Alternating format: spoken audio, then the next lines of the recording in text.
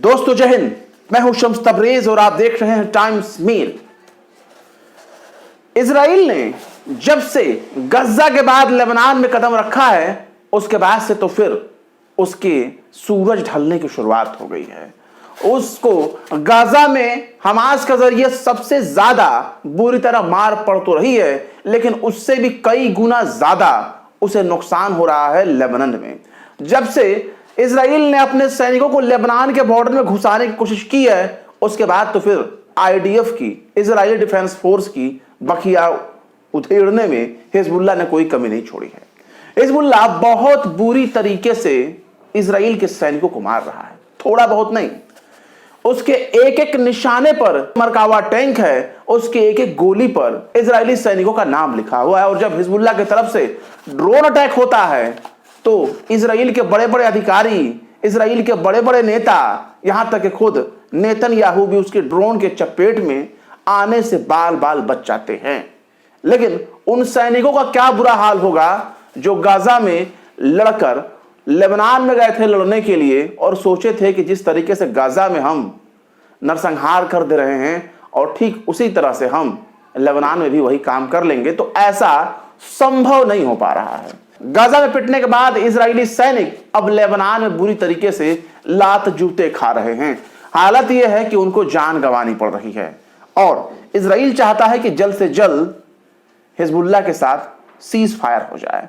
वो चाहता है कि जल्द से जल्द युद्ध विराम हो जाए, शांति समझौता हो जाए लेबनान के साथ। लेकिन ये समझौता इतना आसान नहीं है, क्योंकि लेबनान या फिर यूं कहें कि हिजबुल्लाह बहुत दिनों से इसी फिराक में था कि कब तक छिपोगे खंभे की आड़ में, कभी तो मिलोगे भिंडी बाजार में।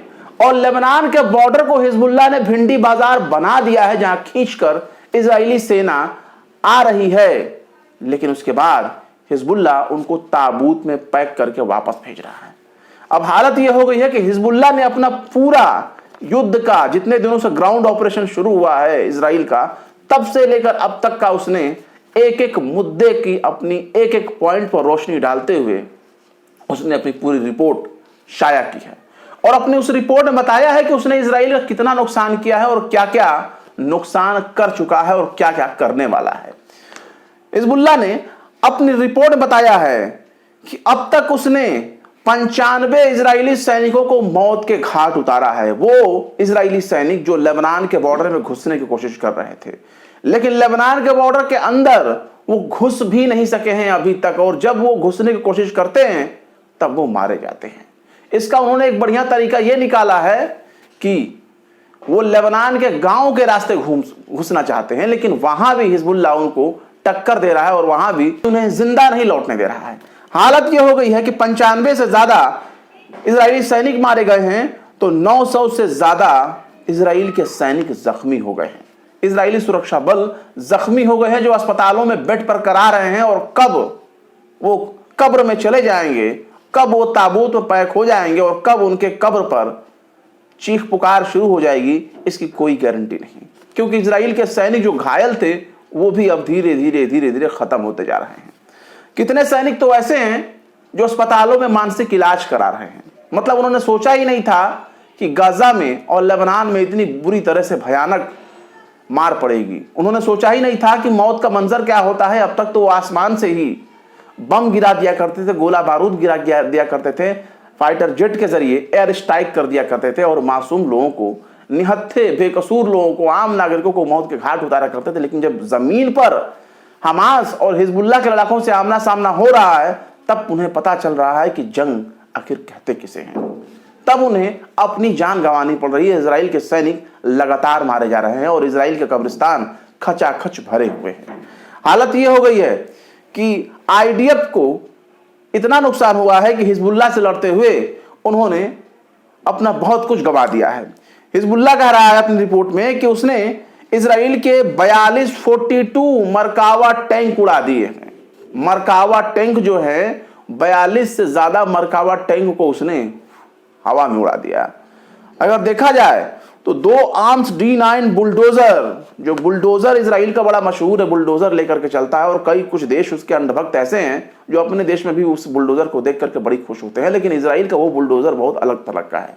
वो बड़ा ही मजबूत होता है और चूर चूर कर देता है अपने रास्ते में आने वाले हर चीज को, जिसे आर्मोरेड वो कहा जाता है। आर्मोरेड D9 के नाम से मशहूर बुलडोजर, इसकी 4 ऐसी बुलडोजर, इसी तरह की 4 बुलडोजर उसको हिजबुल्लाह ने बिल्कुल तबाह कर दिया। इसके अलावा 2 हमवीज, मतलब सैनिक जिसमें बैठे होते हैं, एक तरह का ये भी बख्तरबंद जैसा ही होता है और लगता है कोई जिप्सी है, कोई जीप है। इस तरह से एक मिलिट्री व्हीकल होती है जिसके जरिए गोला बारूद या फिर यूं कहें रॉकेट लॉन्चर या फिर बड़ी मशीन गन्स के जरिए जो है दुश्मन पर हमला किया जाता है।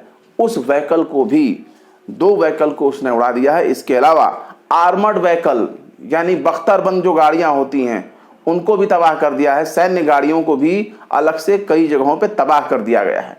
इसके अलावा पता ये चला है कि ये तो वो हमले हैं जो बुध से पहले तक का या बुध तक का है। अभी इसमें जुमेरात में जो हमला किया गया हिजबुल्लाह की तरफ से, ड्रोन अटैक किया गया, रॉकेट अटैक किया गया, उसकी गिनती इसमें शामिल नहीं की गई है। सबसे गौर करने वाली बात यह है कि बॉर्डर जितना लंबा है उन तमाम इलाकों में, बॉर्डर के तमाम इलाकों में वहां पर हिजबुल्लाह के लड़ाके डटे हुए हैं और लगातार इजरायली चौकियों को निशाना बना रहे हैं। इजराइल के सैन्य चौकी जो हैं, मिलिट्री बेस जो हैं, उनको निशाना बना रहे हैं। जहां जहां इजराइल की सेना मौजूद है, घात लगाकर बैठी है, वहां वहां निगरानी वाले सैन्य चौकियों को हिजबुल्लाह अपना निशाना बना रहा है। निशाना बनाने का मतलब सीधा यही है कि उनको खत्म करना और उनको खत्म करने की पूरी कोशिश कर देना। अगर वो नहीं मरे तो घायल भी होंगे, तो कम से कम 10-20 दिन अस्पताल में तड़प तड़प कर घायल रहने की अवस्था में वो मर जाएंगे। इस हद तक बुरी तरीके से हिजबुल्लाह इजरायली सेना को टक्कर दे रहा है, इजरायली सैनिकों को मार रहा है। इसके अलावा अगर दूसरे मामलों पर गौर करें तो पता ये चलेगा कि इजराइल के ऊपर न सिर्फ हूती हमला कर रहे हैं, ना सिर्फ हमास हमला कर रहा है, न सिर्फ सीरिया में मौजूद जो ईरानी मिलिशिया है वो हमला कर रहे हैं, बल्कि इराक में मौजूद जो कताइब हिजबुल्लाह है, जिसको इराकी रेजिस्टेंस के नाम से जाना जाता है, इराकी प्रतिरोध के नाम से जाना जाता है, वो इस्लामिक रेजिस्टेंस लगातार इजराइल को निशाना बना रहा है। वो अपने ड्रोन्स के जरिए, रॉकेट के जरिए इजराइल को निशाना बना रहा है। इराकी रेजिस्टेंस ने गोलान हाइट्स जो सीरिया का कब्जे वाला एरिया है, उस पर भी जो इजराइल की सैन्य चौकियां बनी हुई हैं, सैन्य बेस बना हुआ है, उस पर भी उसने निशाना बनाया है। वहां भी वो उनको बख्श नहीं रहा।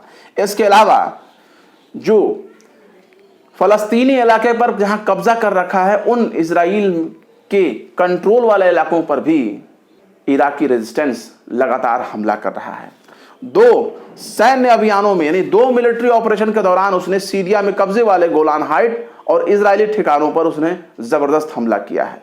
इसके साथ ही नॉर्दर्न इजराइल, सेंट्रल इजराइल और सदर्न इजराइल पर भी उसने जबरदस्त हमला बोला है। लेकिन इजराइल के भीतर से कितना नुकसान हुआ, इजराइल ने भी अंदर से यह खबर जाहिर नहीं की है और ना ही ये पता चला है कि उसके हमले से यानी इराकी रेजिस्टेंस के हमले से इजराइल को कितना बड़ा नुकसान हुआ है।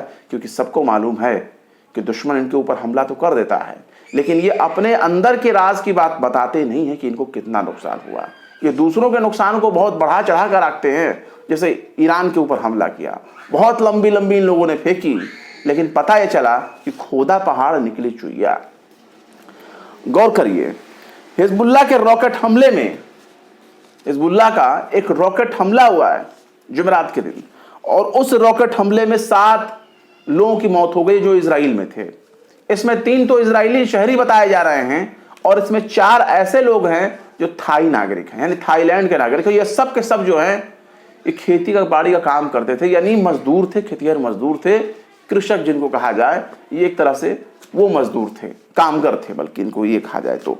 इसके अलावा अगर देखा जाए तो जिस हमास को निशाना बनाने के लिए, जिस हमास को खत्म करने के लिए पूरे गजा को चटियल मैदान बनाया जा रहा है, पूरे गजा से ही एक आबादी का नरसंहार किया जा रहा है, बच्चों का, बूढ़ों का, बुजुर्गों का, सबका सफाया किया जा रहा है, उसी गजा में हमास 1 साल से ज्यादा वक्त गुजर जाने के बाद भी जबरदस्त इनको टक्कर दे रहा है। उनसे ये कदम पीछे हटाने की इनकी औकात नहीं है और ना इनकी हैसियत है कि ये हमास से ही टक्कर ले सकें। आमने सामने की जंग में ये हमास या इराकी रेजिस्टेंस का या हिजबुल्लाह का या हूती का, इनकी लड़ने की बिल्कुल भी क्षमता नहीं है, औकात तो दूर दूर तक नहीं है, क्योंकि हमास हूती हिजबुल्लाह इनको आमने सामने की जंग में बुरी तरह से मार देगा। खासकर हिजबुल्लाह ने जिस तरह से इनका साथ कांड किया, इससे ज्यादा सैनिक गाजा में हमास मार चुका है और हमास अब भी लड़ रहा है, अभी भी हार नहीं मान रहा। इन लोगों ने सोचा कि यहया सिनवार को हमने मार दिया, उससे पहले इस्माइल हानिया को मार दिया, लेकिन कुछ असर पड़ेगा, पर अफसोस कुछ असर नहीं पड़ा, क्योंकि हमास कि जितने भी लोग हैं सबको मालूम है कि उनको करना क्या है, चाहे कोई उनका खास लीडर जिंदा रहे या मुर्दा, ये अपना काम नहीं छोड़ते हैं। अब पता ये चला है कि गाजा में एक सैनिक घायल था बहुत बुरी तरीके से सितंबर महीने में, और अब जाकर के उसकी मौत हो गई है, वो बच नहीं सका, बचाया नहीं जा सका।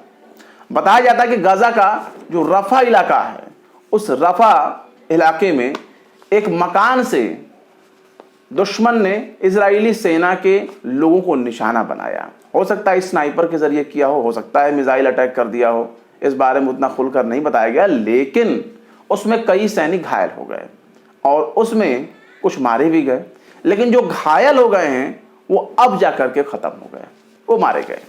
अब उनके लिए रोना पीटना इजराइल में मचा हुआ है। कम से कम इतना तो पता होना चाहिए कि जिन बेकसूर निहत्थे मासूम लोगों को इजराइल की सेना मार रही है, उनके कपड़े खिलौने सबका मजाक बना रही है, इनको मालूम होना चाहिए कि जब मौत आती है और जब कोई मरता है, अपना मरता है, तो घर वालों पर क्या गुजरता है। ये बात अब इजराइल को लोग समझ रहे होंगे।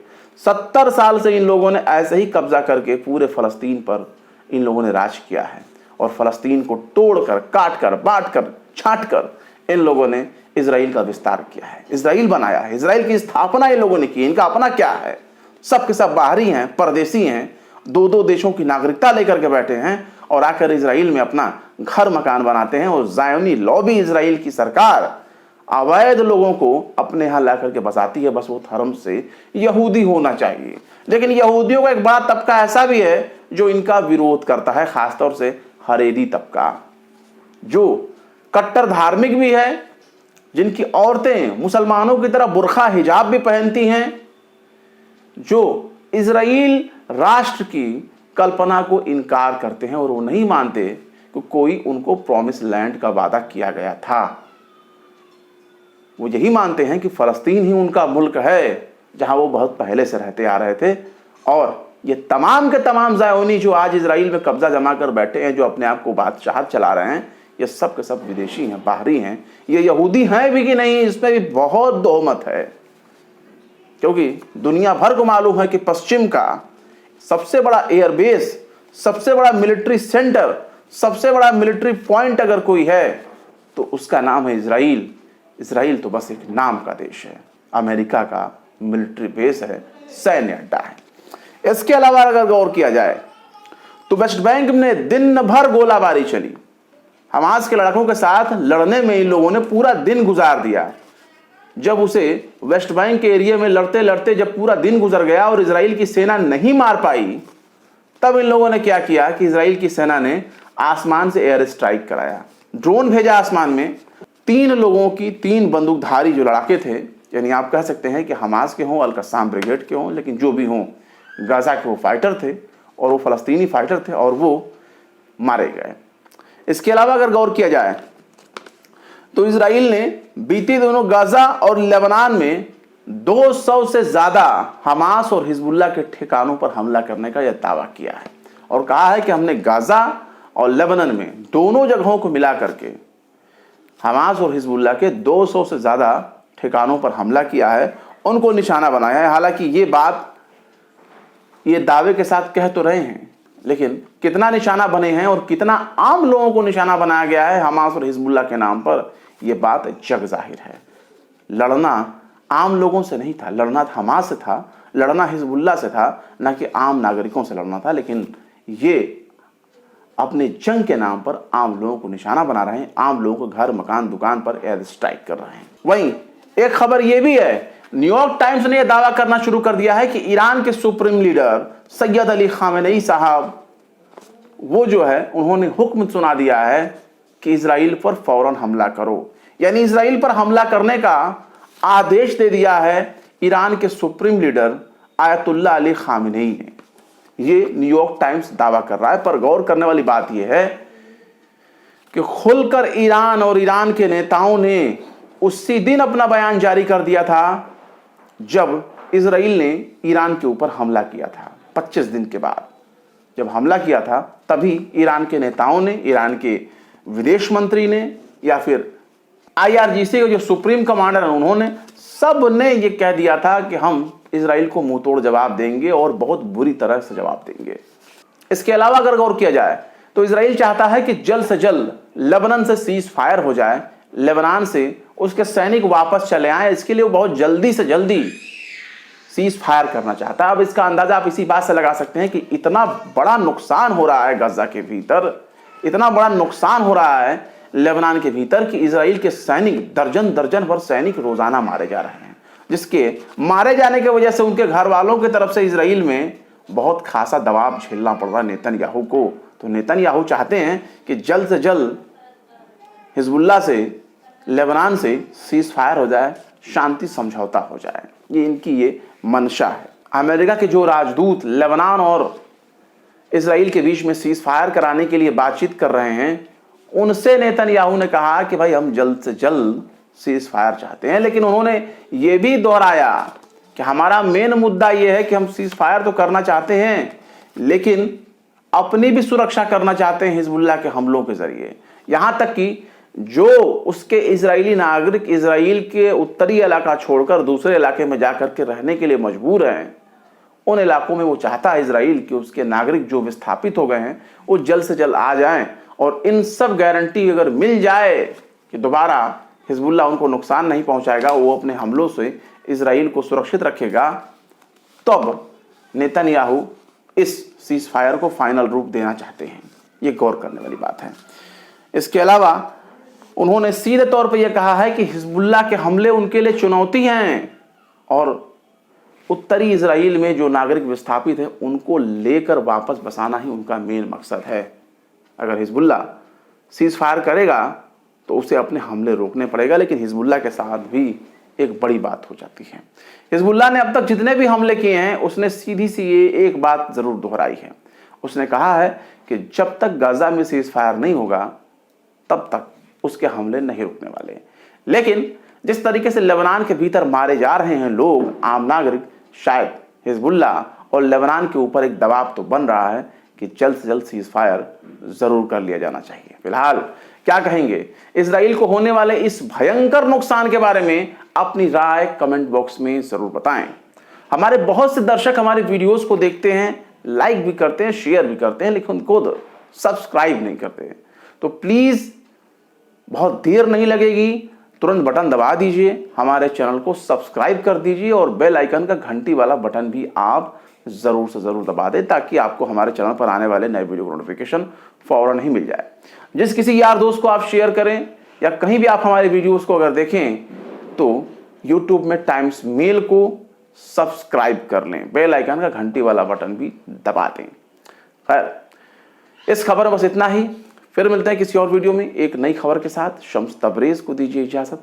जय हिंद। अगर अभी तक आपने हमारे चैनल टाइम्स मेल को सब्सक्राइब नहीं किया है तो जल्दी से सब्सक्राइब कर दें और बेल आइकन भी प्रेस कर दें।